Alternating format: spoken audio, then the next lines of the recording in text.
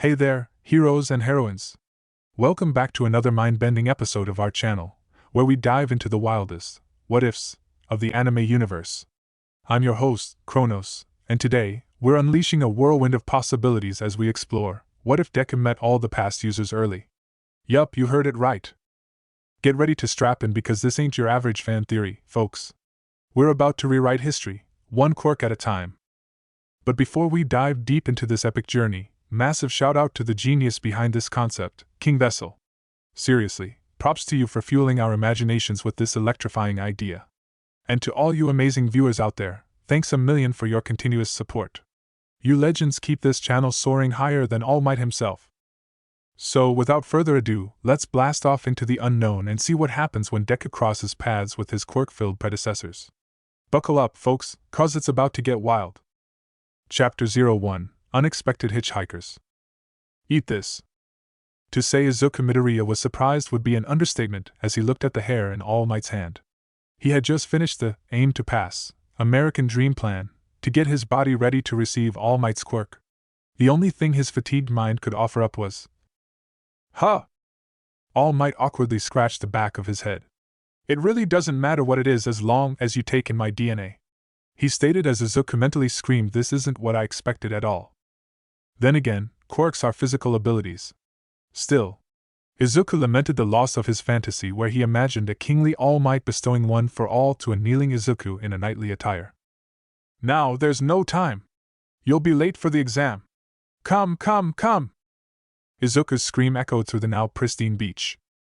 Izuku gasped for breath as he made it through UA's gate 2 hours later. "I made it." After getting his breath back, he joined the other kids heading for the school buildings. "Considering I rushed all the way here, I didn't really get a chance to test out All Might's power." Izuku resisted the urge to throw up a bit as he remembered what was necessary to gain the power in the first place. "I swallowed the hair, but did I really receive All Might's quirk from that?" "Out of my way, Deku!" A familiar growl interrupted his thoughts. Izuku turned around to see his bully, Katsuki Bakugo. He was fair-skinned with spiky, pale blonde hair and red eyes. His current mood was dark and moody. "Don't stand in front of me. I'll kill you." "And morning. Let's both do our best." Izuku flinched in habit as Katsuki simply shouldered his way past him in silence. Around them, various students started to remember them from the sludge villain incident. "What a dick." Izuku flinched again at the sudden voice he thought he heard, which sounded really close. "You can't curse like that in a kid's head." "I'm just calling it like I see it." After gathering his wits, Midoriya shook his head, suddenly purposeful. "I'm different from before. Remember these past 10 months?" His legs shook. "Take the first step to being a hero." He stepped forward, resolute, and then promptly tripped over his own feet, heading face first towards the pavement with a silly grin plastered on his face. "This is it. This is how I die." "Is there a record for shortest one for all wielder? If he actually dies from this, there will be one." "Guys! Seriously!" Izuku's fall was promptly halted without warning. Tilted forward with his feet off the pavement as a girl with short, brown hair, brown eyes and pink cheeks casually held his backpack. "Are you all right?" she asked innocently. Izuku yelped, trying to pedal his feet back onto the ground until she calmly placed him down. He stared at her, shocked. Placing her hands together apologetically, she gave a small smile. "It's my quirk. Sorry for using it without asking first. But it'll be bad luck if you fell, right?" She looked up at the sky, smiling. "I'm just really nervous today. It's the same for you, isn't it?" She gave a comforting smile to the blushing Midoriya. "Let's do our best. See ya." And just like that, she gave a small wave and walked off. I just talked to a girl." Izuku's face had a heavy blush and dopey smile. "Did he actually say anything?" "Nope. Little Ninth here didn't give a name or get a name." "First crush, huh? Well, we aren't a teenager for once." "Damn it. I don't want to go through puberty again." Izuku's head was really aching for some reason. After finishing the objective and theoretical exams, meeting in the hall with Katsuki and other examinees, including the voice hero, Present Mike, all the examinees had gathered in front of their assigned battle center. A battle center consisting of multiple mini-cities, connected to the main school grounds and surrounded by high walls and green grass. What is this? It's like a city. They have more than one of these on the school grounds. UA's amazing. Izuku himself was no different, gawking at the sheer magnitude of it.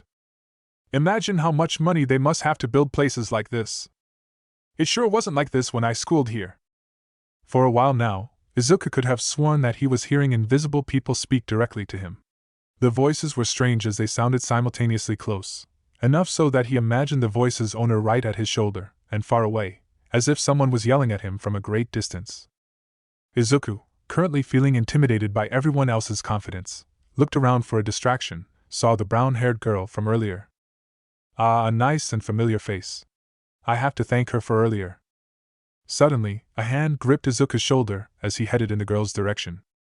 It was the stern-faced, glasses boy from the earlier lecture with present Mike, causing Izuku to freeze in shock. He's here, too? Oh my god, it's the asshole. I'm really not sensing any malice from him, like that Bakugo kid. But still.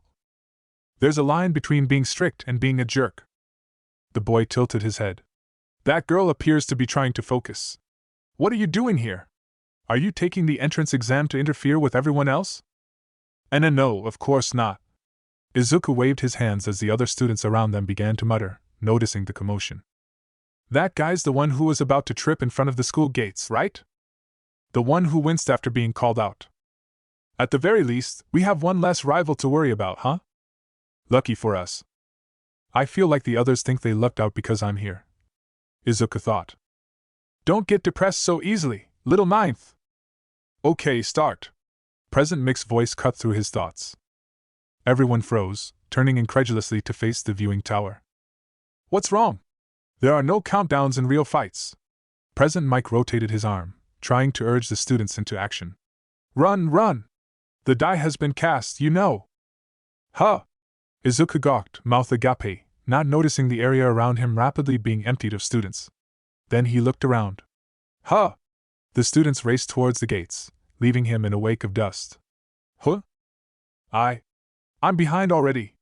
Izuku screamed as he ran after them. Sneaky shits. I know it's realistic, but is it supposed to be like that?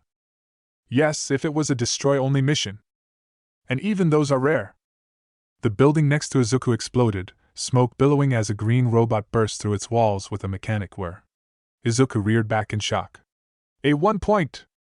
His yell, however, attracted the robot's attention. Target acquired. Its wheels spun as it charged towards him. I'll kill you! Roll under the arm. Jump! Duck! Its eye gleamed, lunging for him. Izuku clenched his eyes shut, helpless. Don't close your eyes at that. Move, goddammit! Then, a beam of blue light shattered the robot, pieces flying. Thanks for distracting it. Izuku froze, staring at a blond boy with really expressive eyes, who stood languidly to his left, arms behind his head as a glowing laser on his stomach hummed. A laser? Merci. We made a good team. But, he stage whispered, I don't think we'll meet again. Stars flew as he winked. Was that part of his quirk? And then turned tail, running off. Adieu! Izuku wilted. We won't meet again. Present Mick's voice rang out again. 6 minutes and 2 seconds left. Izuku yelped and went back to sprinting down the charcoaled street. Oh no! Oh no! Smoking remains of robots lay here and there, evidence of the path of destruction the other kids had left behind. Points! I need points fast!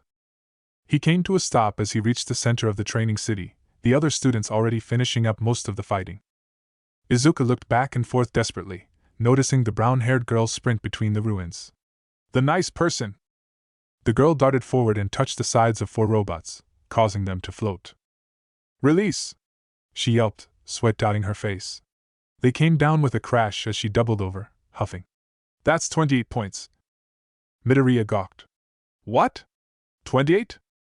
With a whoosh, Izuku turned just in time to see the glasses boy as he used the engines on the back of his leg to kick through a robot. 45 points. 45?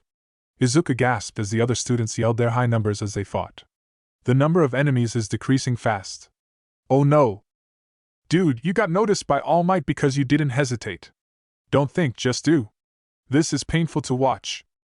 A rumble spread throughout the battlefield, and suddenly a huge dust cloud exploded from between the buildings. The students hesitated, looking around in surprise at the interruption. A shadow covered Izuku as he looked up with a gasp. A huge robot, the size of a skyscraper, was leaning over the buildings, peering between the streets. Holy shit! Fly, you fool! Izuku flashed back to present Mick's explanation of the points system, revealing the new robot to be worth 0 points, created purely as an obstacle. Isn't it a little too big? The robot punched the street in front of it, sending a shockwave that blew back the screaming students. Students ran past Izuku, who had fallen onto his backside in shock.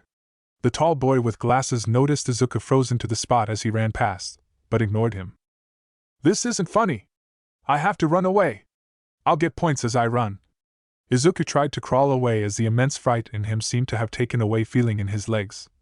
Shoot, shoot, shoot, I'm still at 0 points. Do you know that you're crawling right now, little ninth? I could take that easily. That doesn't matter. What matters is little ninth can't take this. He has to run. Only 2 minutes left, President Mike yelled. It'll be wasted. Everything All Might gave to me will be wasted. Oh! A new voice yelled as a crunch sounded out. Izuku hesitated, slowly turning to peer behind him. The brown-haired girl was collapsed beneath some rubble, wincing as she tried to pull herself free. He could feel time slow down as Izuku watched her. Well, better her legs than her head at least. Dude, not funny. Damn, you don't think anyone's been killed during these exams? Izuku looked pained, recalling her kind words from before. With a yelp, he got to his feet and ran back to her as the robot advanced with a groan. Izuku's skin began to glow, tendrils of energy tracing its way across his body as he sprinted. Whoa, whoa, whoa! It's happening! Is it normal for it work this fast? The stress must have helped him digest quicker. Shuddering, Izuku briefly disappeared as he jumped upwards at astonishing speeds. His legs! Is he mad?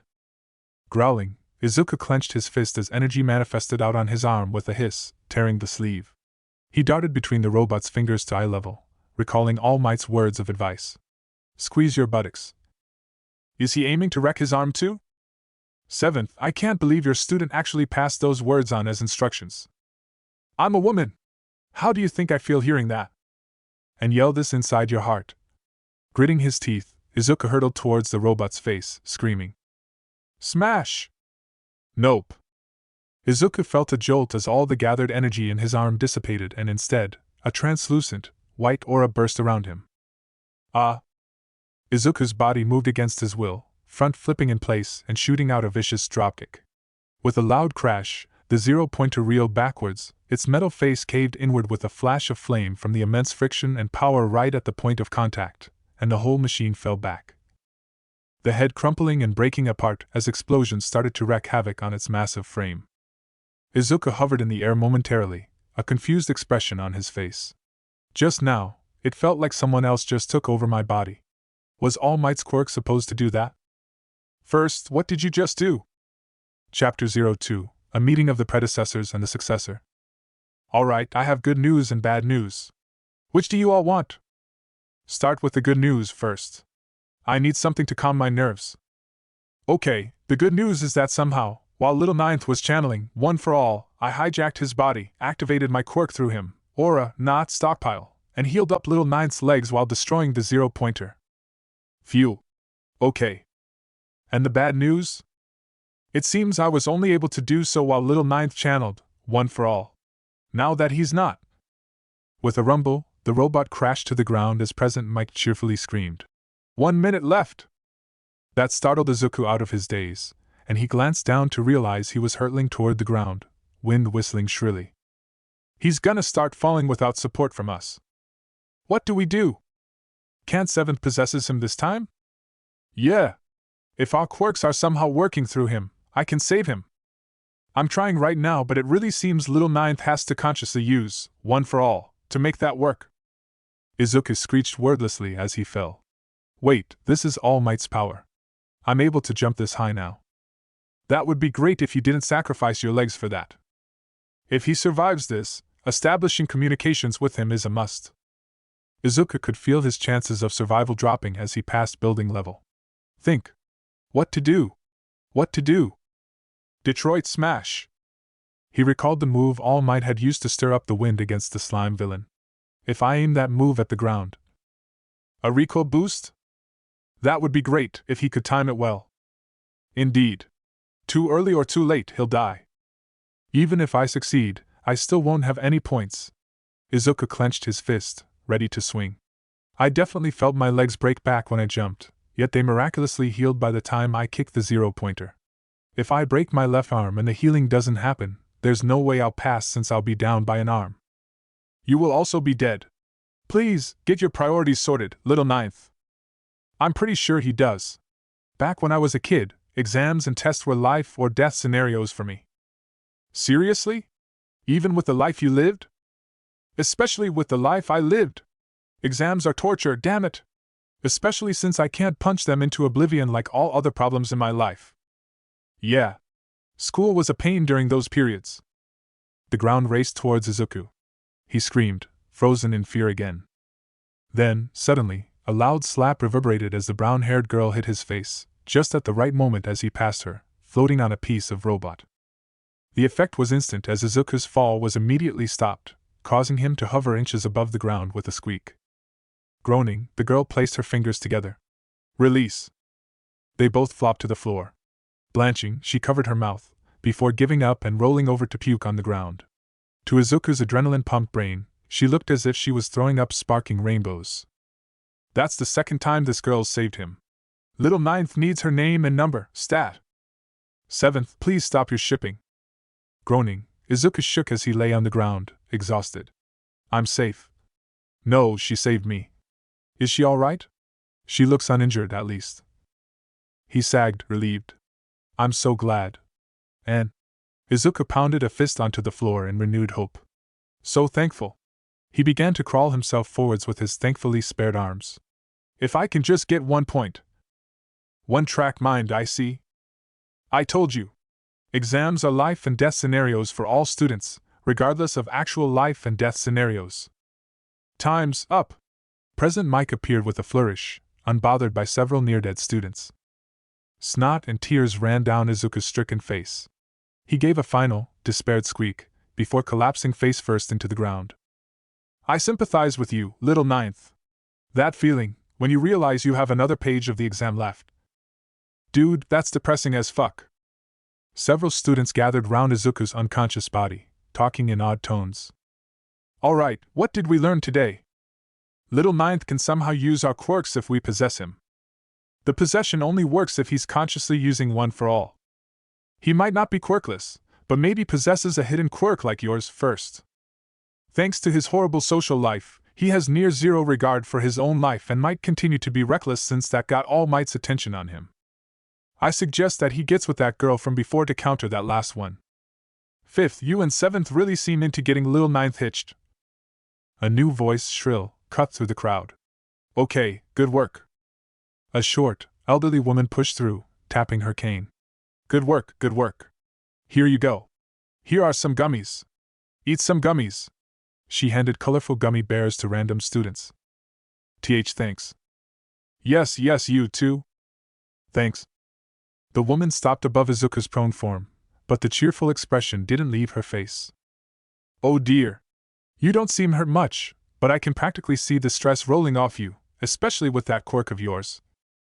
When Izuku got home, he ignored his mom's worried calls and later, his dad's phone calls as well. He just went to sleep and promptly met his new neighbors, in a matter of speaking. Izuku woke up in a dark place. The ground was rocky, but the everything else was just a dark, hazy mass. And don't even get him started on the people here. There were 7 in total, 5 men and 2 women from what he could see of their body shapes, and while everything else was black, the people were glowing with power and vibrancy, each with a signature color.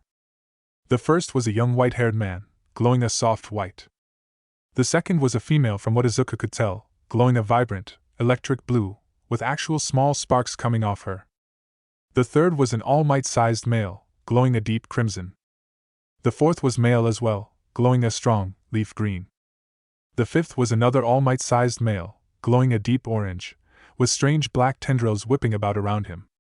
The sixth was an average-sized male, glowing indigo. The seventh was a beautiful, black-haired woman with a muscular yet attractive figure, glowing a neon pink.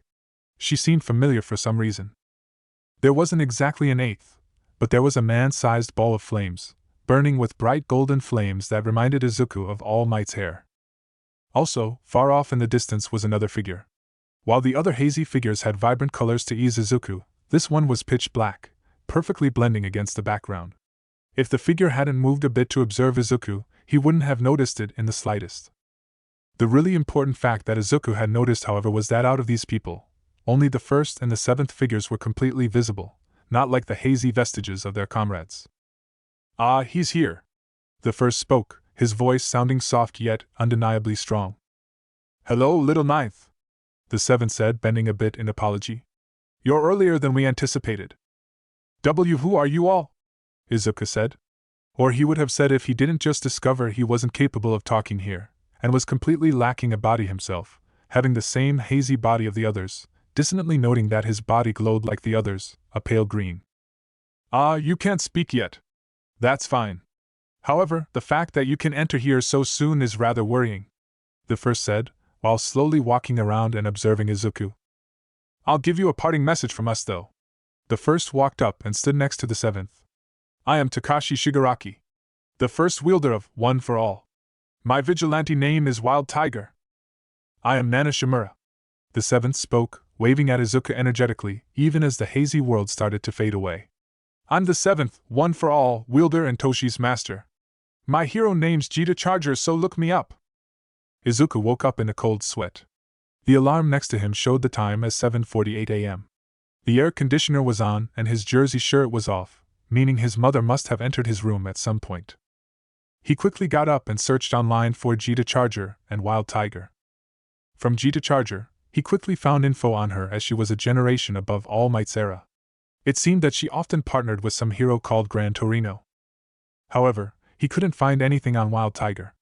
There was a vigilante going by that name, but he was a current guy who'd sprung up 20 years ago, definitely not a 200-year-old person, at least. After mentally filing the vigilante as Wild Tiger 2, Izuku went down for breakfast. As he descended, Izuku's mind went back to his abysmal exam, which caused his mood to plummet with each step he took down. By the time he reached the food table, all his pep had disappeared. After sitting, he blindly reached for the milk, ignoring the table's other occupant bemused expression. As he acted in such a sluggish manner, he accidentally hit the milk off the table. Izuku snapped out of it and was about to scream in shock, if not the milk being quickly saved. "Little groggy there, broccoli kid?" For the first time in the morning, Izuku looked properly at the person he was sharing the table with. "Dad?" Chapter 03, An Ordinary Day for the Green Valley Family. "Do you think I could be a hero too?" In the darkened room of the Midoriya home, a 5-year-old Izuku's tear-filled words pierced through Inko's heart like a bullet. What could she say to him? Her son's dream to become a hero like his idol, All Might, had been rendered impossible simply to the utter lack of a quirk. Something that no money, no miracle, nothing in existence could fix away. "I'm sorry, Izuku." Inko Midoriya's own tears sprung up as she walked up to her son, before falling to her knees and hugging him tight as they cried together. "I'm sorry. I'm sorry. I'm sorry. I'm sorry. I'm so sorry." 2 hours later, Inko had just put Izuku to bed when she heard their home door opening. She rushed to the living room to find her husband, Hisashi. He was soaked up from the rain still pouring outside and looked at her with a frantic expression. "How bad did he take it?" Hisashi took his wife's distraught face as his answer. "Damn it." He walked up to Inko and gently kissed her, before heading to Izuku's room. "I just put him to bed, Hisashi. He's dash." "Inko, you and I both know that he's not sleeping. Not after a day like this." Hisashi reached the door and finally dropped his luggage at his side and faced his wife. "Besides, you've already tried your best and I know you must have been blaming yourself all day. If only I could have given him a quirk, I could have." Inko bit off her words, looking aside in a frustrated glance. Her main problem wasn't that her son wouldn't be able to become a hero after all. It was something else entirely. "Let's go in, Inko." Hisashi put out his hand for her to take. "Our little broccoli kid is crying. Let's bring back his smile, together." Inko sniffed and wiped away her tears as she took Hisashi's hand. Then together they stepped through the door. "Little groggy there, broccoli kid?" Hisashi bit back a laugh as Izuku turned to face him, the sleepiness disappearing from his eyes. "Dad?" Izuku said in shock, then joy as he rushed around the table to hug him. "Dad!" Hisashi chuckled while seeing his wife come out of the kitchen with a happy smile on her face. "It looks like Izuku's up, Hisashi." "Yup. I can tell." Hisashi pulled back, causing Izuku to retreat and scratch his cheek in embarrassment. "I heard from your mother that you just finished applying for UA High. So, how did it go?" Hisashi winced as Izuku's cheer was instantly sapped out. "I don't know. They making us wait for a whole week before notifying us about the results. I can't even reach Yagi-san anymore. Not to mention, I horribly flaked the practical. Oh, all those months of hell were wasted. It's hopeless. I should have known better than to believe that a useless Deku like me could dash." Hisashi flicked his son's forehead in annoyance. "Is Katsuki still calling you that? I'm gonna have to talk to Masaru about that." Hisashi looked around before heaving and getting up to stretch his arms. "Let's go out." "Eh?" Izuku and Inko said in unison. "If I leave you here, you're gonna do nothing but waver in denial and self-doubt. As your father, it's my job to fix that and make my broccoli kid smile as many times as I can get him to." The next day after Hisashi's declaration was the UA Culture Festival. As with any culture festival, it's a day where the students of UA High work together to put out events and exhibits for both their peers and the general public. The exhibits ranged from food stands to haunted houses and the traditional maid cafe, and the events were the classic plays and rock concerts led by girls dressed as Playboy bunnies. It truly was fun for the whole family, one family in particular being the Midoriya family. Izuku in particular was hopelessly starstruck by it as he hoped to be amongst them by next year. Meanwhile, his father was telling Inko about a funny moment at his new workplace. "So then Goku comes into the lab, and he's just absolutely filthy. His hair's a mess, his clothes are covered in dirt, there's a bunch of those plastic beer rings hanging off the end of his tail, and he's just dripping water everywhere. Naturally, the first thing that comes out of my mouth is, 'What the hell happened to you?' He says not to worry about, that it doesn't matter because he got the lab equipment returned on time. Then you know what Bulma says? 'Goku, you idiot! I already renewed the reservation on that equipment.' And then he just falls on the floor and cries, 'I don't want to go back in the lake.' We love the guy, but he's just so dumb." "He sounds fun either way," Inko said, laughing at her husband's anecdote. "Yeah, Goku's a good kid. So dumb though," Hisashi said. "But enough ranting about dumb lab assistants. I'm not using my few days off for that when I could be spending it with my family. Isn't that right, honey?" Inko hugged his side. "Isn't that right, Izuku?" "Huh. Yeah, sure," Izuku said, paying minimal attention to the conversation. "You could at least try to fake attention, you know." Izuku gave out a quick apology. He knew it probably didn't come off as completely sincere, but he did mean it. He was simply too focused on what was currently in front of him to pay his parents much attention. "You can do it! Get it! You're almost there! Do it! Do it! Do it!" The support from his predecessors and his fanboy drive combined together to focus his persistence, as the grip of his fingers tightened and his eyes narrowed, all in preparation of what was sure to come. Sure enough, what was sure to come surely came, and Izuku's hands and fingers moved more than fast enough to respond to it in kind. "Is that prize really worth it? Where's your sense of competition, Fourth? Wow, you shot every target. And basically right when they came out of the gate. Nice." Izuku smiled as he set down the pellet gun, and the student running the booth handed him an all-might-shaped wristwatch. "Oh, sorry. Didn't realize you were in the middle of your hero merchandise hunting," Hisashi said. "Can you blame me? This just came out 2 weeks ago," Izuku said as he donned the watch immediately. "If only you had the alarm clock as well." "Sorry, kid. That's all sold out," the male student relayed as he set up the pellet gun again for future customers. Izuku might have been interested in the tiny fairy-like belly dancer floating around him, but he currently had different matters to attend to. "Izuku, I understand that you are a fan of All Might, but don't you think you have too much All Might merch already?" Inko asked. "What? No. Not in the slightest," Izuku replied in the serious tone of a man who had just been asked to surrender his soul for a pittance. "Mom, I really love you, but don't ever say something like that to me." "I don't like the tone you just used, little ninth," Nana chastised. "Sorry, but she said something so ridiculous to me," Izuku said. "You can never have too much All Might merch." Especially after all he did for me. I wish he'd call back though. After that weird dream the previous day, Izuku had discovered he was able to hear them when awake and mentally reply as well, much to their relief. Now. Calm down you two. Takashi reined them in. Izuku was about to reply, then saw something far more important. The R-rated heroin whipping figurine!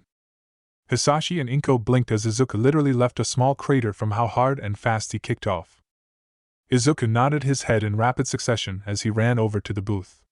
Unfortunately, his excitement caused him to run into a teenager his age.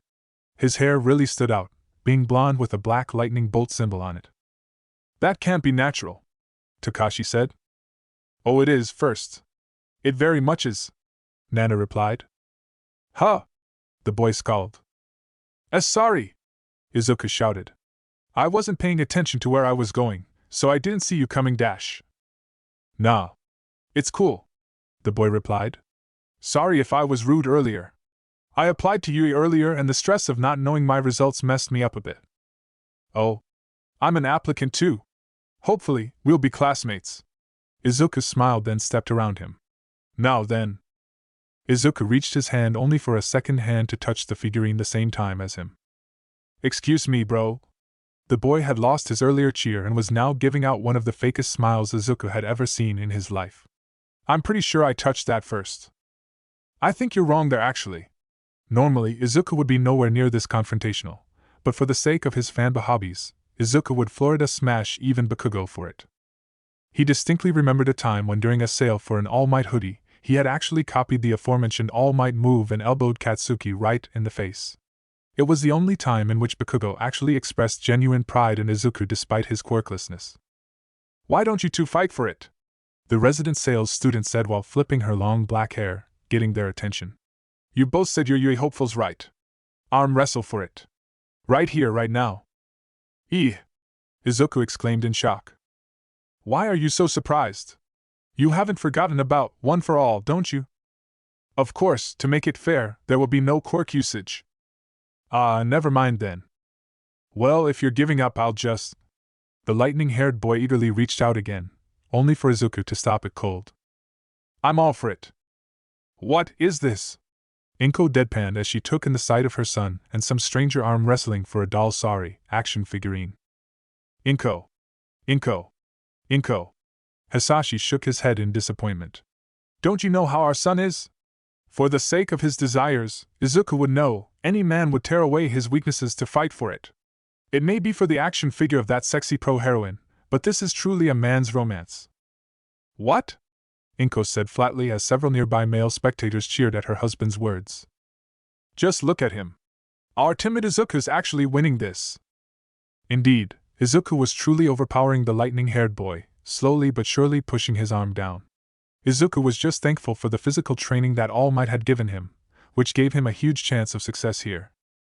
It would seem like an imminent victory, until suddenly, his opponent's arm suddenly lessened in power, causing Izuku to lose his stance and lower his grip in surprise, only to instantly lose when his opponent's arm shot up with immense speed, throwing Izuku over to the ground. He lost? Nana and Fifth wailed. What a cop-out, huh? How did he do that? Izuku asked in shock. That guy. He purposely weakened his hold for an instant to create a space between your grips, Takashi explained. And then, he seized that moment to push down swiftly against your hand. I see now. To think there would be a way beyond overwhelming strength to beat an arm wrestling opponent. So I lost to speed, not strength? Izuku acknowledged. I won't let you say I cheated, the lightning-haired boy said as he offered a hand to the defeated Izuku. It's fine. Izuku accepted the hand and stood up while wringing his arm. We didn't say it was a contest of strength. We just arm wrestled. Heh. You're a pretty cool guy after all. Name's Denki Kaminari. I Izuku Midoriya. Later on, Denki would exchange numbers with Izuku and collect his prize while Izuku gushed about having a number beyond just his parents and All Mights. That's kinda sad, Nana said. Leaving the culture festival, they then headed for the mall to buy some new accessories, in which Izuku got some fresh notebooks for his quirk analysis hobby. He kept the fate of number 13 from Hisashi due to the very likely fear that Hisashi would assault Katsuki for that. Being on their way back to the parking lot, the Midoriya family suddenly confronted. All of you, hand over your valuables! A voice called out from behind them. Turning around while Inko hugged Izuku close to her and Hisashi took a subtle step to guard both of them, they saw a scraggly blonde man brandishing a knife at them. A villain? Inko squealed in fright. No, just a thief, Hisashi calmly replied. He looked down to the mugger's legs, gawking at his awkward stance. A bad one at that. Indeed. I've never seen a robber with such an atrocious stance in my life, Nana said. Me neither. Now that they pointed out, his stance is way too unsteady. Izuku observed the mugger, whose stance made him look like he had knobby knees. And he's got such a conflicted look on his face, even though he's the one robbing us. With a horrible stance like that, you could never rob anyone like that, Hisashi criticized, surprising his family with his knowledge. When you stand like that, it's very easy to knock you over. Suddenly, Hisashi grabbed the mugger's arm with one hand and knocked him to the ground with a slam of his other hand on the man's chest. As he did this, Hisashi was able to disarm the mugger of his knife, much to Inko, Izuku's and the Predecessors' surprise. To tell the truth, you don't really look the criminal type. But people usually look at my face and think otherwise, calling me thuggish and stuff, the mugger mumbled. Later on, the Midoriya family and the mugger had sat down on a nearby public bench, drinking some tea from Inko's flask, while listening to the mugger's depressing past. When Jin Bubigawara, the mugger, was in middle school, both of his parents had been killed by a villain, leaving him alone as an orphan without any other family members to adopt him. He was able to find employment with an employer who kindly gave him food and shelter. However, Jin would later accidentally hit someone with his motorbike, and the victim survived with only a broken arm. Jin had been brought to the police where he explained that the victim jumped in front of his bike. Understanding Jin was fully abiding the law, the police officers released him, informing Jin that the incident would have created a criminal record, but assured him that it was never too late to start over. Unfortunately, the motorcycle accident victim was a staff member of a longtime customer of Jin's boss, and he vowed that he would never return to their business. This enraged Jin's boss, blaming, firing, and evicting Jin into homelessness. The story was enough to send Inko and Izuku into tears, and not just them either. That's so sad, Nana bawled. Seventh, please control yourself. Don't be so cold, second. You gotta admit this is depressing as fuck. I'm not insensitive, fifth. I'm just saying that all of crying at once might affect little ninth. He started crying before any of us. Nana let out a fresh wave of tears. Well, who wouldn't? Takashi wiped away a few of his own tears. Still, it's a goddamn miracle that my brother hasn't found this guy. Especially with that quirk of his. Izuku barely paid attention to the mental conversation as he observed Jin's quirk in action. He wasn't overly focused enough to miss his father's next words. Yeah? Why you wanna hire me? Jin said in shock. Yes. Hisashi replied in a blunt manner. If I leave you like this, you're very likely to fall into a bad crowd. Plus, in my new workplace, I've been needing a new lab assistant of my own. I am not really a smart guy. I mean, I dropped out after all, Jin said quietly, as if he couldn't believe what was happening. Izuku privately agreed. A robber who tried to mug a man and his family was suddenly getting a job offer which would help him out, from the person he was trying to rob. It's mostly grunt work, but you'll be surrounded by some of the brightest minds around. I'm sure you'll pick up some new tricks of your own. But I am not good enough. I mean, I did just try to rob you, dash. Jin's rebuttal was suddenly silenced when Hisashi swiftly grabbed his face, which alarmed his family. Listen up, Jin. It's been 3 damn years since I've physically been with my family. Hisashi squeezed Jin's face harder. 3 fucking years of nothing more than phone calls, text messages and video chats, and I am not going to let anything or anyone ruin my day out with them. I'm giving one last chance to accept. You're gonna take this card and my phone number, call me on the appropriate day, and follow me abroad to your new job or I will burn you from the inside out. As he spoke, wisps of flame and smoke escaped Hisashi's mouth, giving him a draconic visage. Clear. Jin? Yes, sir, Jin said in fright. After exchanging numbers with Jin and giving some money to feed himself for a while, Hisashi and his family finally arrived home. Finally, a whole week had passed and on the due day, the stress had caught up to Izuku again, causing him to stare blankly at his fish during dinner. Izuku! Izuku flinched and looked up at his mom and dad across the dinner table as he realized she was calling out to him. Inko was sweating in fearful anxiety with her chopsticks hovering above her bowl as she stared at her boy, while Hisashi still ate calmly, throwing worried glances at him. Why are you smiling at that fish? Should I be worried about you, honey? Oh, sorry, no. I just spaced out for a minute, Izuku said, trying not to worry his mom, before scarfing down his food. Don't worry, little ninth. I'm sure you'll get in, Nana said. Indeed. A hero school which would reject someone who genuinely saved a life definitely shouldn't be considered anyway, Takashi reassured. Besides, you have us 5 heroes to teach you. Izuku frowned in thought at that statement. Aren't there 8 of you in One for All? Izuku asked. We're not all heroes, little ninth. Indeed, the only things we all have in common, except Zeroth, is that we all possess One for All. And the one thing we all share is that we were all killed.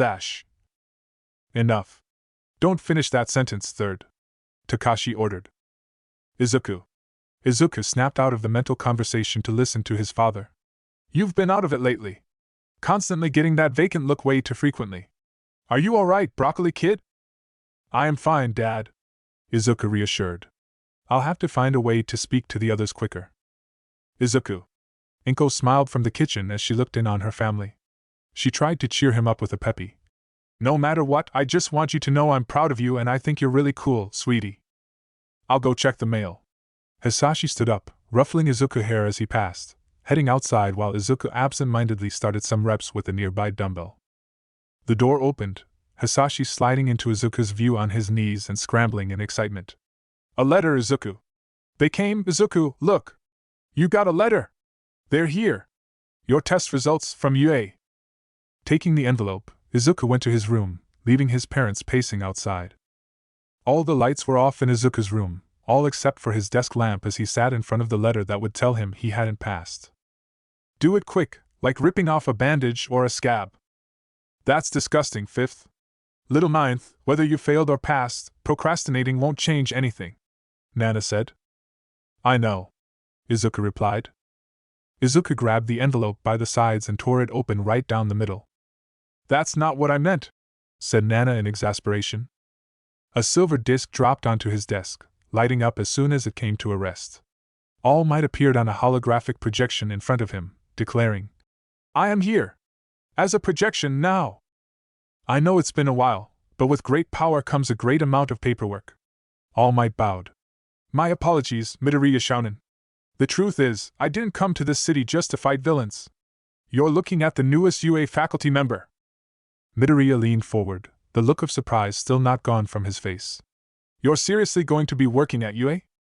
All Might nodded as a hand appeared in the corner, making circles. HM? Yes, what's the matter? Who's showboating? Oh, sorry, I'll wrap it up, but I have to show him something first. Wait, I need to do how many of these things? Right, so, moving on. All Might cleared his throat. Even though you passed the written test, you got 0 combat points in the practical exam. Sorry. Izuku wilted at that, deaf to his predecessors' voices of disbelief or consolations. Fortunately, All Might continued, there were other factors. Izuku looked back up at the projection in surprise. But before we get to that, I have another surprise. All Might gestured towards the screen that was to his right, pulling out a remote. Here. Look. A short clip for your viewing pleasure. He pressed a button on the remote, and the screen filled up with a doorway within UA, and entering that doorway was none other than the brown-haired girl he met at the exam, in her middle school sailor uniform. Do you have a sec? The brown-haired girl asked with an anxious expression clouding her face. Sorry to interrupt. Izuku's face turned into a somewhat confused, but also hopeful expression. It's that nice girl. All Might had a teasing note in his voice as he announced. She showed up after the exam to talk about you, Midoriya Shounen. The clip changed to show the brown-haired girl talking to Present Mike. You know that boy with the really messy hair and all the freckles? It's hard to describe his face. She started to struggle as she tried to find the right words to describe him. He's kinda plain looking. Doesn't really stand out or anything, you know? She's means me. Midoriya mentally gasped. Self-esteem, little ninth. Please get some. I was wondering, the girl continued. Would it be possible to give him some of the points I earned during the exam? Izuku softly gasped at this. Why would she? I heard him say something about wanting to get just 1 point in, the girl said earnestly, clenching her fist in front of her heart as she thought back to it. Which just seems crazy. How could someone who took down that huge villain all by himself not have any points in the end? He would have had a better score if he hadn't stopped to help me. He saved me. I have to make it up to him. Please, sir, can't you just give him my points? All Might stopped the video, his back turned as he watched the screen too. You have a quirk now, yes, but it's your actions that inspire others. And that's why I am here. You see, the practical exam was not graded on combat alone. He resumed the video. President Mike approached the brown-haired girl and patted her on the head. Thanks for showing up to the station with your request. He comforted her. But there's no reason to give him your points. The kid's charting well on his own. How could a hero course reject someone who is committed to saving others, no matter the consequences to himself? All Might asked rhetorically. I knew it. Shut up, it's not over yet. All Might turned to look at Izuku through the projection. After all, that is what makes a hero. And that's what my alma mater is all about, training those who would risk their lives for the greater good. So we have rescue points. A panel of judges watches, and they award points for heroic acts beyond just fighting villains. Explained All Might before showing Izuku's score. Izuku Midoriya, 60 rescue points. Ochako Uraraka, 28 villain points. 45 rescue points. All Might smiled over his shoulder at the camera. Rest assured, Midoriya Shounen. You both passed the exam. Izuku could barely suppress the happy tears trying to burst out. This is too crazy. Like hell it is. Tears of happiness are the ones a man must be willing to release, not suppress. Third's right. You did it. All Might stretched his hand out. Come, Midoriya Shounen. This is your Hero Academia. This time, he released his tears. Why, yes, sir. Outside his room, Hisashi and Inko leaned away from the door. You hear that, Inko? Hisashi slumped down against the wall to the floor in relief. Those are tears of happiness. Not despair or grief. Oh, thank God. Inko released her own tears of happiness as she dove into her husband's test. Our Izuku made it. There's snot and tears all over my shirt. He didn't make the slightest move to stop her. Hey there, broccoli kid. Hisashi bravely sat on Izuku's bed while Inko stood off by the side. She wasn't feeling that brave enough yet. It's Daddy. The lump buried under the thick blanket moved about to open a hole to see through. Daddy? Hisashi fought back the urge to flinch and cry, his son's cracked voice showing he truly hadn't stopped crying at all. I heard about what the doctor told you today. Sorry about that, broccoli kid. Izuku wiggled out of his blanket and buried his face into his father's chest, crying a fresh wave of tears. Why, Daddy? Hick, why couldn't I have a quirk? Izuku blubbered. I won't be able to become heroes with Kaken anymore. After letting Izuku cry into his chest for a full minute while caressing his son's hair, Hisashi reached over to his bag and pulled out something. Izuku. Hisashi sat up while keeping his hand out of sight. Earlier, you asked your mother if you could become a hero. That was the wrong question to ask. Do you know why she apologized to you? It wasn't because of whether or not you can become a hero, not for something that minor. Izuku, you are quirkless, and whether you like it or not, the world is filled with ass dash. Hisashi caught himself at Inko's warning glare. Mean people. Mean people who will be needlessly cruel and insensitive just for that. It's not about whether or not you can become a hero, Izuku. It's about if you'll be allowed to live as a human being. Hisashi took a breath and motioned for Inko to join them and then showed what he had brought out and hidden. It was a notebook, which would later become Hero Analysis for the future number 01. Izuku, I heard about your intelligence from your mother and teachers from school. Izuku had stopped crying and was now looking at his father with something other than grief in his eyes, much to Inko's relief. You don't have a quirk, but what you do have is this. Hisashi tapped his finger on Izuku's head. You have a strong mind, so there's that. Also, I know you have the mindset as well. I still remember the day you jumped into that river to save that dog who fell in. Inko sniffed. That was so terrifying. If your father hadn't been there to get you out immediately. Hisashi nodded. There are some heroes who only do it for the fame or riches. However, there are also good heroes, like that Ingenium guy who just debuted, or Godzilla, who I met, who actually got a quirk that lets him become Godzilla, but is such a great guy. He even let me analyze his quirk. Hold on, I'm getting off topic. Izuku giggled, sparking some hope into his parents. Izuku, before the advent of quirks, there were people like you. People ostracized for being too different and abnormal. Nowadays, the inverse is true. The now ostracized and shamed are the ones too normal. You say you want to become a hero, the world will look upon your quirkless self, laugh, and then kick and push you down. Izuku. Izuku turned to face his mother on his other side. It's not that I don't want you to become a hero. Rather, I'm worried about all the pain you'll face in the future, just for something you were born without. The simple truth is that you are the one who will live your life. Hisashi continued. It's your dream to be a hero, right? Why are you crying and giving up so quickly? Back in the old days, how do you think the first heroes and vigilantes felt, putting on weird costumes to go save lives and fight crime? It may be normal now, but it definitely wasn't 400 years ago. It's your dream, Izuku. Your ambition. If you don't stand up for it, if you don't reach for it with all of your might, when am you ever going to do it? Izuku wasn't the only one to gasp softly, as both son and mother stared at the Midoriya patriarch. So here's what I think. You have your parents' support at the very least. However, out there in the world, you'll only have yourself and whatever friend you make. So rather than cry and give up, I want you to do your best. Aim to be a hero who saves everyone with a smile. If you fail after doing all that, it'll be easier to accept as you did try your best and failed regardless rather than subjecting yourself to what ifs if you had given up. If you succeed after doing all that, wouldn't that be just spectacular? All I'm saying is do your best, Izuku. If you do your absolute best and let nothing stop you. Hisashi and Inko simultaneously hugged their son between them. You're gonna become an awesome hero. The family slept off like that. Hisashi was still dressed in wet clothes, and Inko wouldn't be able to feel her arm the next morning, but it was all worth the smile on their son's dreaming face. The next morning, Izuku woke up to his father gone, but with a message left behind. Izuku, I've left that notebook for you. Your mother told me how you've inherited my hobby of analyzing quirks. I don't know when next I'll get some holiday time, but I expect to come back to see that notebook full and Godzilla's page complete. When Hisashi returned in the next 2 years, Izuku had started number 04. Chapter 04, A Prelude to Heroism. Izuku had arrived at Takoba Municipal Beach Park, much earlier than agreed when he finally called him.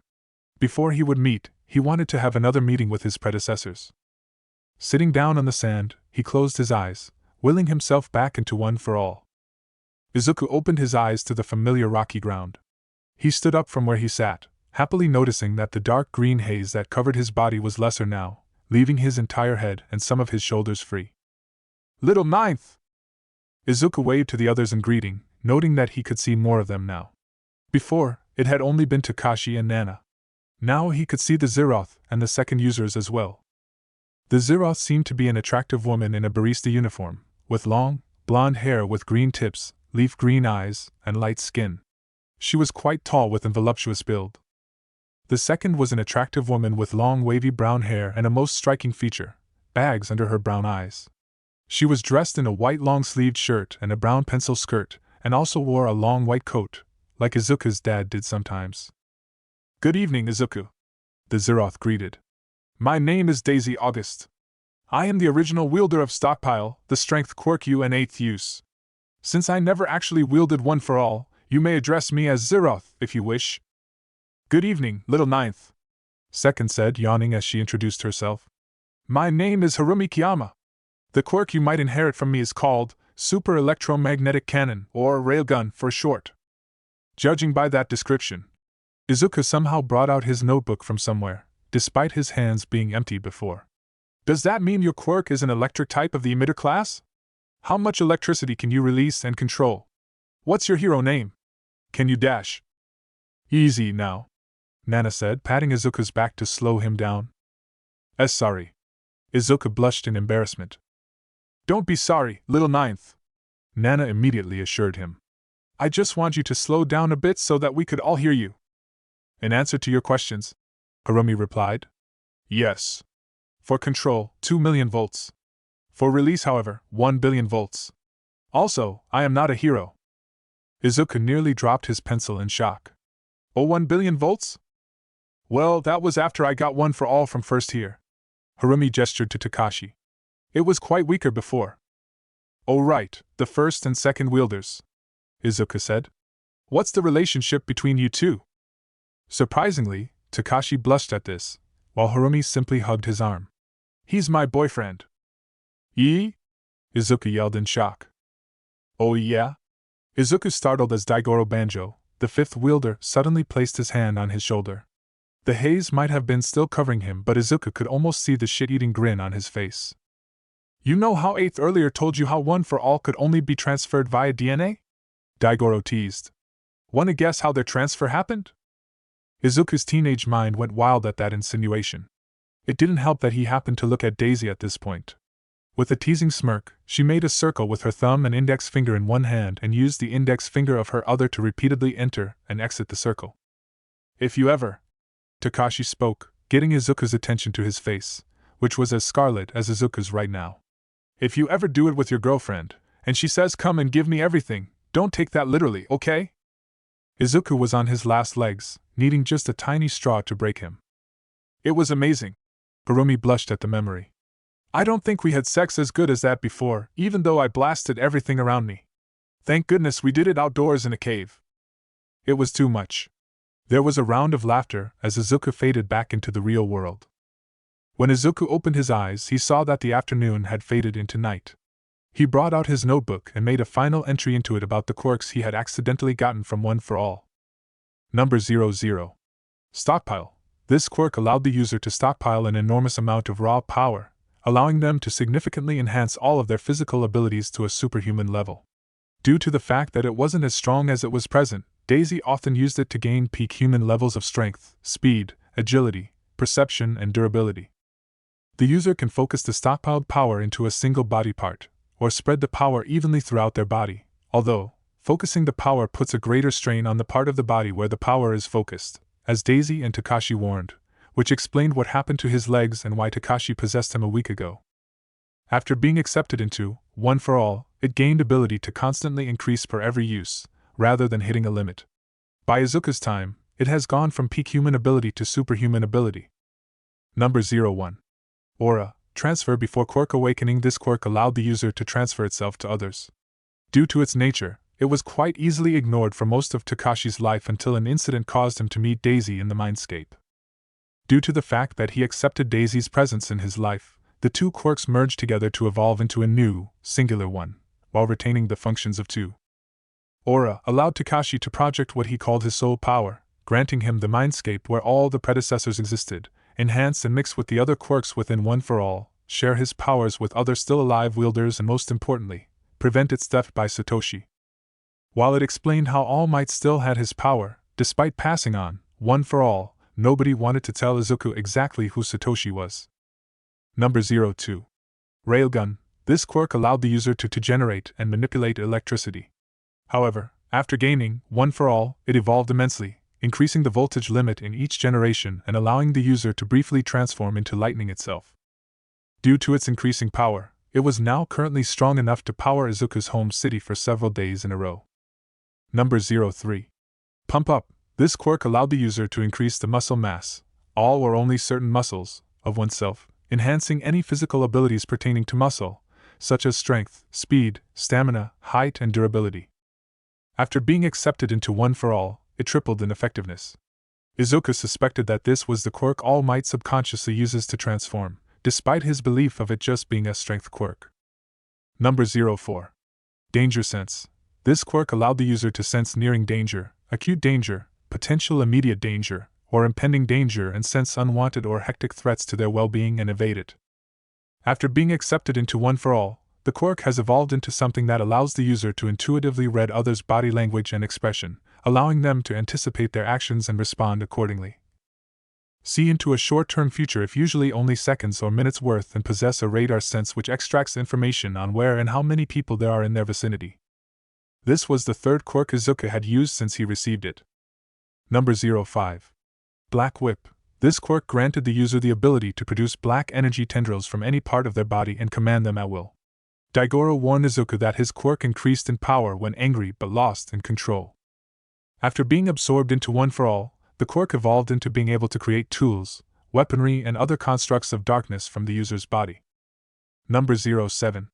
Flight. float before awakening. This quirk allowed the user to jump to great heights, levitate, and suspend themselves in midair, and then slow their descent on the way down. After being accepted into One for All, the quirk evolved, allowing the user to fly at high speeds without any outside influence. After updating his notebook, he was alerted to some people approaching him. The first one was an extremely short, elderly man with heavy wrinkles and a scrawny build. He had a light complexion and yellow eyes. His hair was gray and spiky, styled short with some bangs hanging forward and a trimmed beard. The second one was a slim man with deathly pale skin. He had short, messy grayish-blue hair and red eyes.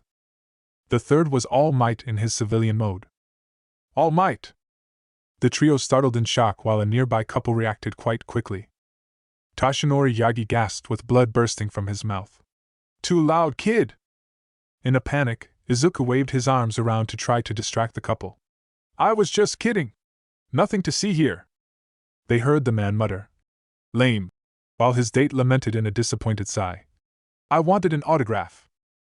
Izuku and Yagi sighed in relief that the two bought it. The old man's eye twitched as he growled while the man had fallen to the ground, nearly choking from his laughter. Tenko PFT, that's not haha funny, Nana said unconvincingly. It totally is. Daigoro guffawed. Tenko? Izuku stared as he watched the symbol of peace fidget and dodge as the short old man attacked him with his walking stick. Excuse me, Izuku called out. I mean Yagi-san, who are these people? Well, these two are my associates to begin with. Yagi cleared his throat and introduced them. This old man here is one of my teacher, Sorahiko Torino. You'll probably recognize him as the pro hero, Gran Torino. Izuku released a high-pitched squeal that might have killed any nearby dog or cat. You're Jita Charger's partner, Izuku fanboyed, materializing his notebook again. Your quirk jet allows you to shoot jets of air from the holes on the soles of your feet. These air jets give you incredible speed and kicking power, as well as the ability to fly short distances quickly and with ease. Ha! That's my Sora! Nana praised. The way he constantly beat 8th worried me, Hikage said. 7th, he really traumatized your disciple there, Takashi said. Anyway, Yagi spoke over Torino's pride at being recognized. This young man here is my ward, Tenko Shimura. Nice to meet you, Midoriya, Shimura greeted. It's nice to finally meet you, after all Toshi and I told me about you. Sure, Shimura? Izuku exclaimed in shock. You're related to Nana-san? The three men simultaneously blinked. Torino narrowed his eyes in suspicion. How do you know that name, Midoriya Shounen? Yagi asked. My master wasn't famous enough to have her name public. Not to mention that level of familiarity. Torino raised his own suspicion. So far, Shimura was the only one looking at Izuku with positive interest. Izuku fidgeted before surrendering. I wanted to tell you for so long, but you weren't picking my calls and I was so worried about it when they themselves were worried about it. Did any of us remember to tell him that 8th hasn't met us at all? Harumi asked. No, Daisy replied. And the quirk is alive and sentient with our predecessors as ghosts in them, and I'm so sorry. One for All is sentient? Yagi yelled out in shock. The other two didn't fare any better. Do you? Izuku rubbed his arm awkwardly. Do you want to talk to them? Can you do that? Shimura asked. Wait, how can you do that? Toshi and I said that you were quirkless. Maybe, Torino finally spoke. Rather than being quirkless, it's probably a matter of a hidden quirk, similar to the first wielder. His name's Takashi Shigaraki, Izuku pointed out. Nana wants to talk to you three. The men exchanged looks. We would like to speak to her as well. Izuku breathed deeply, activating One for All through his entire body like Nana taught him, until it bursted out in a green aura, radiating out from his body. One for All 5%. Throughout the week, Izuku had come to the beach to train with One for All, subsequently unlocking more of the hidden quirks. Currently, he could now only use Stockpile, Aura, and Danger Sense by himself, as using any other quirk would need its original owner. Huh. It's green this time, Yagi observed. What do you mean, Toshinori? Torino asked. Back on the exam day, this Aura, several predecessors snickered at Takashi. Was white then, Yagi clarified. I assume that was because of the original owner possessing your body at the time, Midoriya Shounen? That's right, Toshi. A female voice came out of Izuku's lips as the green aura turned pink. Hey guys! Izuku, Nana, waved in a janky way only anyone who knew Nana Shimura would recognize. The three men were overwhelmed, but Tenko Shimura, who knew his grandmother only from pictures and stories, snapped out of it first to hug her. This prompted the weirdest hug fest ever to the nearby couple on a date. A deathly skinny man, a short old man and a lanky youth, all bawling as they swamped a flustered teenage boy. It would soon be found on YouTube. 3 men find and cry over lost relative? After composing themselves and Izuku, Nana, hugging Shimura some more, Yagi moved on to the real reason they all met up. Congrats on getting in, Yagi said, giving a high five. I couldn't have done it without your help, Izuku replied, taking back his body and high-fiving All Might. I just high-fived All Might. Oh, speaking of which, I didn't tell anyone at UA that I'd been training you or anything. Really? I wasn't one of the judges, and I didn't pull any strings for you. You earned your spot all on your own. You better not, Torino grumbled. Last thing the boy needs is get singled out so early. Wow, thanks for telling me. I'm glad to hear that. Oh yeah? I was really surprised to hear you're gonna be a teacher at UA this year. I was wondering what brought you here all of a sudden. After all, your agency is in Minato, Tokyo, and everyone knows. Izuku went off on a tangent again. There he goes again, Yagi commented with a smile. He almost matches you, Tenko. Torino laughed, causing the young man to blush. The school didn't want me telling anyone about the job until they made an official announcement. It seemed like fortuitous timing. An easy way to find someone new to inherit, one for all. Yagi clarified. Izuku looked at his hand, remembering the first time he used stockpile. All Might, your power completely wrecked my legs, Izuku said, shivering a bit. And if it wasn't for Takashi-senpai, I would have lost my arm too. I can barely control it by severely limiting myself. What do I do? Izuku asked his idol. How can I control, one for all, immense power like you can? You can control, one for all. It's simple. Izuku and the others waited on bated breath as Yagi stalled, then shouted. You have to feel it. You moron! Once again, the nearby date couple got some new YouTube material from the 4 nearby. The young man had buried his face into his hands in despair while the old man and the teenage boy double-teamed the skinny man. The old man kicking out his legs while the boy, currently glowing pink, white, black and red simultaneously, punched him in the cheek. Old man and teenage boy double-team skinny man! Chapter 05, What We Can Do for Now. In the UA conference room after the exams, the teachers were gathered to examine the scores of the examinees, watching a video of Katsuki Bakugo. Check out the results from his exam, Ectoplasm said. He was a tall, slender man in a tan cloak that covered most of his body, the area over his torso, and the high collar resembling that of a double-breasted trench coat. Underneath this was a skin-tight black bodysuit with a golden striped neck area and a matching black helmet that covers his entire head, a jaw guard attached over his nose and around his jaw, and circular mufflers. Bakugo, I believe. Wow, the first-place student didn't even have rescue points. Midnight, Namuri Kayama replied. She was a tall, curvaceous woman with sky-blue eyes, abundant spiky dark purple hair which was made up of layers of varying lengths, and her hero costume was very similar to one of a traditional dominatrix. She wore a breastless, black leather leotard over a thin, skin-tight white bodysuit, which accentuated her voluptuous figure. He took down those faux villains like an ace, Snipe said. He was dressed as a stereotypical Western cowboy, with his face covered by a tan gas mask. When most of the other examinees were running from the big obstacle, he stayed focused on letting the smaller targets get in close, and then counterattacking. That kid is tough. The video then switched to Izuku Midoriya. On the opposite end, the 7th-place student had 0 villain points, Midnight commented. He's not the first UA hopeful to take out that giant robot. Though it's been a while since I saw someone blow it away with one attack, Snipe said, as the screen showed Izuku destroying the 0-pointer. But at what cost? Did you see how badly he injured himself? Ectoplasm replied. There's a brief moment where his legs were clearly broken. Even if they healed up to attack the 0-pointer, it's still disturbing to watch him harm himself, whether accidental or deliberate.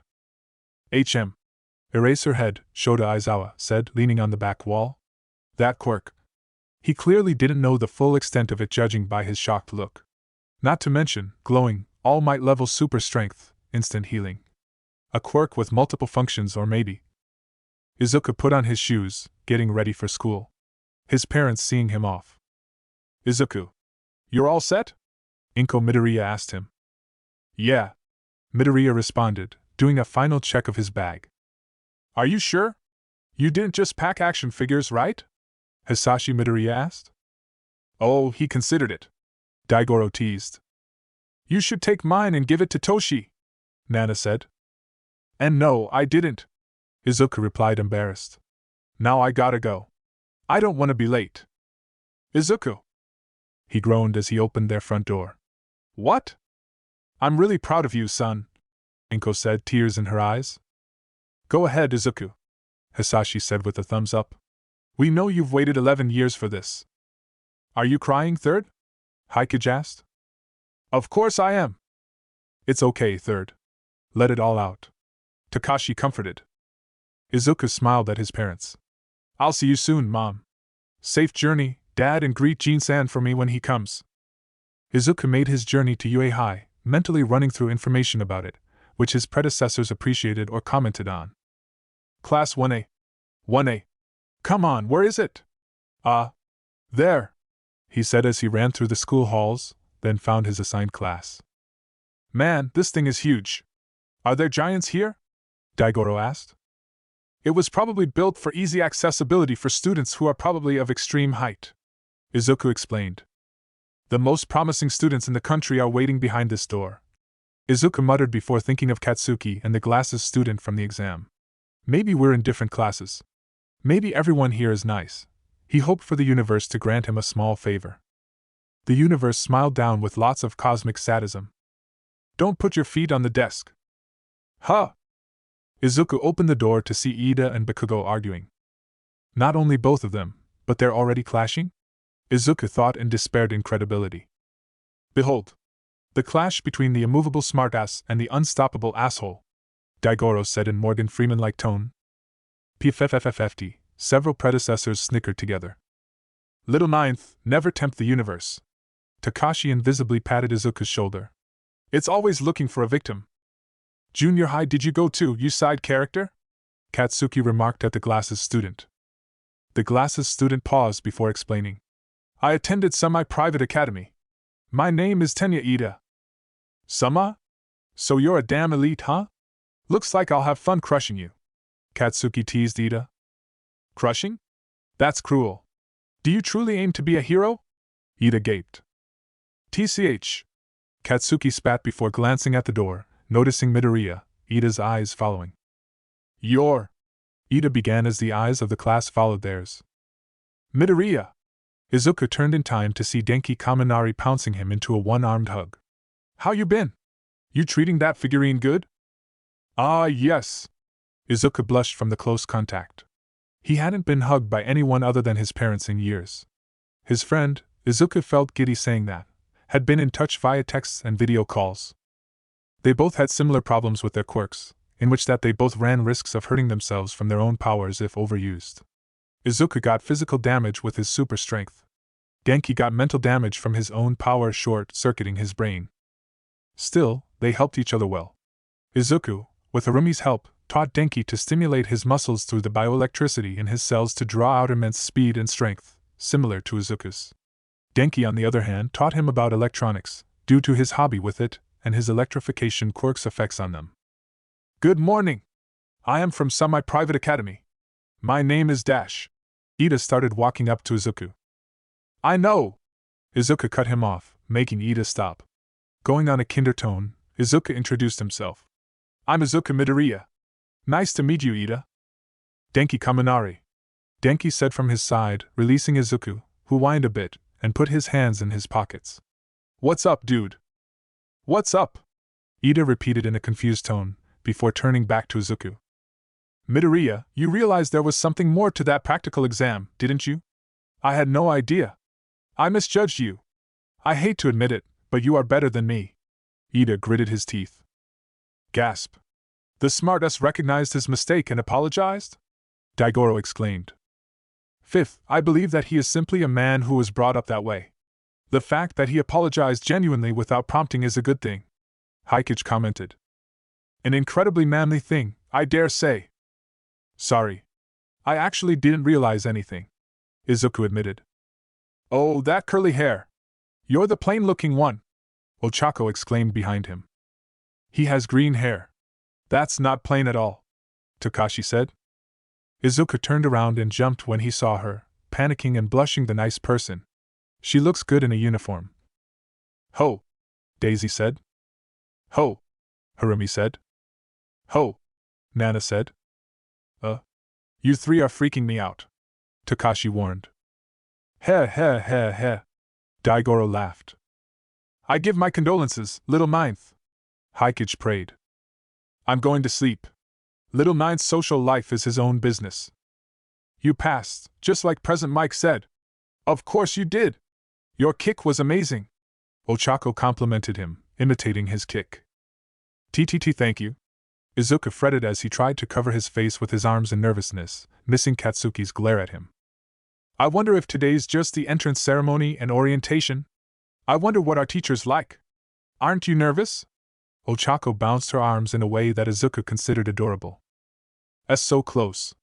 Midoriya hid his blushing face with his arms. Thanks to Kaminari-kun, I think I'm noticing girls a bit too much now. No, little ninth. You've been noticing them too little, Daigoro teased. If you ever need to know anything about girls, I'm here, Daisy offered. Izuku just blushed further when there's somebody behind me. Izuku, warned by danger sense, turned around in an instant, zeroing in on the shaggiest man he'd ever seen in his life, laying down in the doorway in a sleeping bag. Ah! The man gazed at Izuku with slight approval, while Ochako flinched at his voice. You actually noticed me. The fuck? Said Daigoro. I normally discourage that crude language, but the fuck? Hykichi copied his apprentice. Is that a teacher? Harumi took offense at the man's existence. This is the hero course. The man sighed, unzipping the sleeping bag to drink a juice pouch. Go somewhere else if you want to play at being friends. A teacher? Which means that person's a pro hero too. But I've never seen a hero who looked that worn out before, Izuku thought while the man got out of his sleeping bag. The teacher turned to his class, announcing unenthusiastically, I'm your homeroom teacher, Shota Aizawa. Nice to meet you. Homeroom teacher? Izuku gasped. I know that appearances are deceiving, but there's gotta be a limit, Takashi said.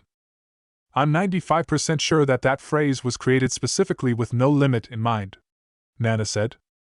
Right, let's get to it. Put these on and head outside, Aizawa instructed them, pulling out a gym outfit, all blue except for the letters U and A in white, along with upside-down, white shields outlined in red on the upper arm sleeves. Huh! All of the students and predecessors think as one. A quirk assessment test? The class exclaimed as they got to the field, Aizawa telling them they'd be doing one. What about the entrance ceremony? The orientation? Ochako asked. If you're going to be a hero, you don't have time for such leisurely events, Aizawa replied while his class gasped. When they got stunned into silence, Aizawa explained. UA's selling point is how unrestricted its school traditions are. That's also how the teachers run their class. You kids have been doing these since junior high school too, right? Aizawa held up his phone, which displayed some standard sports stats before continuing. Physical fitness tests where you weren't allowed to use your quirks. The country still uses averages taken from results from students not using their quirks. It's not rational. Well, the Ministry of Education is just procrastinating. Turning to Katsuki, Aizawa asked. Bakugo, you finished at the top of the practical exam, right? In junior high, what was your best result for the softball throw? The class looked at him as he answered. 67 meters.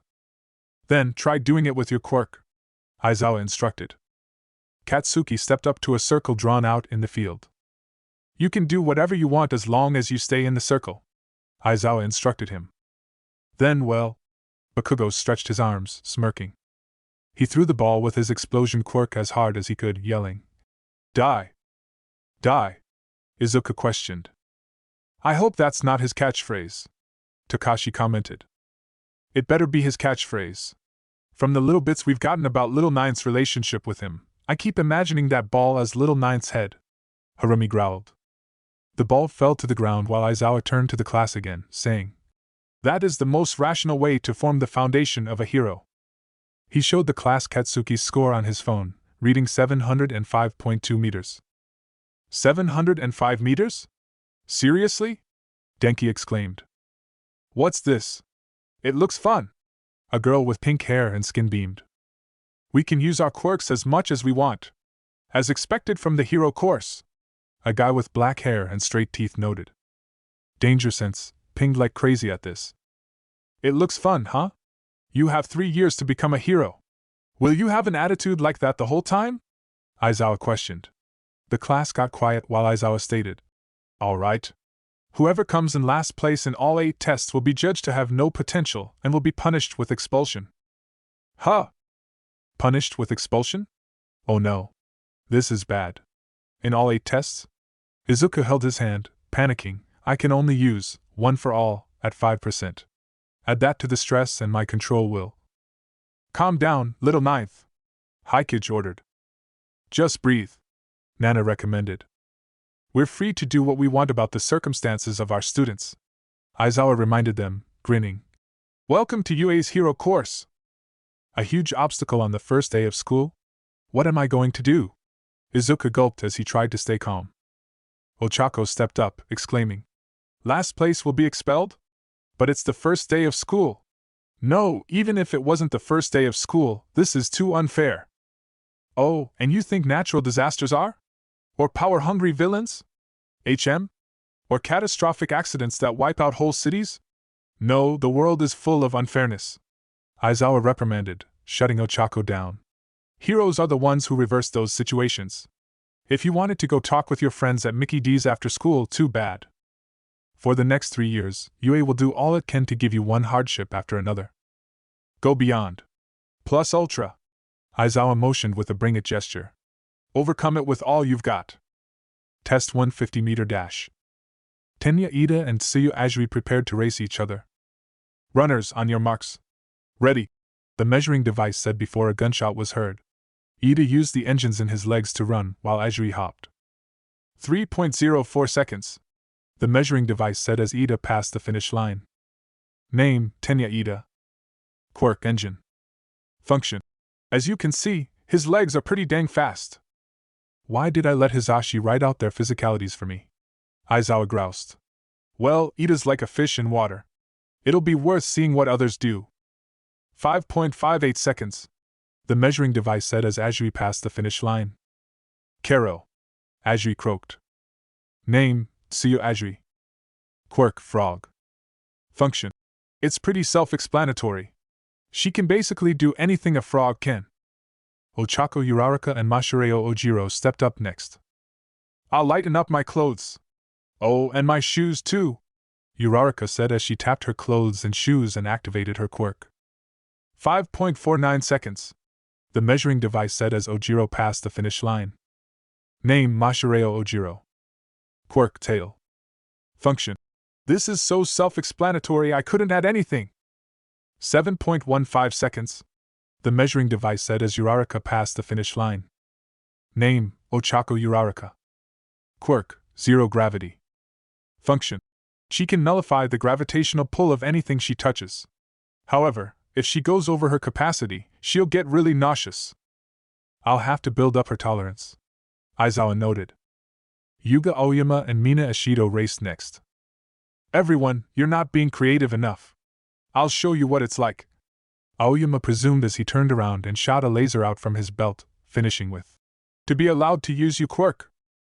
Name Yuga Aoyama. Quirk, naval laser. Function. He can shoot a laser from his belly button. However, he's limited by the amount of time he can shoot continuously. 5.50 seconds. For Aoyama. If I shoot for more than a second, I get a stomachache. Aoyama explained to 4 students behind him. Their confusion was obvious. Testing the upper limits of their powers helps me assess their room for growth. It becomes clear what they can and can't do. Their true potential. Aizawa pondered. And especially, their creativity in an event which their quirk isn't suited for. Next up were Izuku Midoriya and Katsuki Bakugo. Runners, on your marks.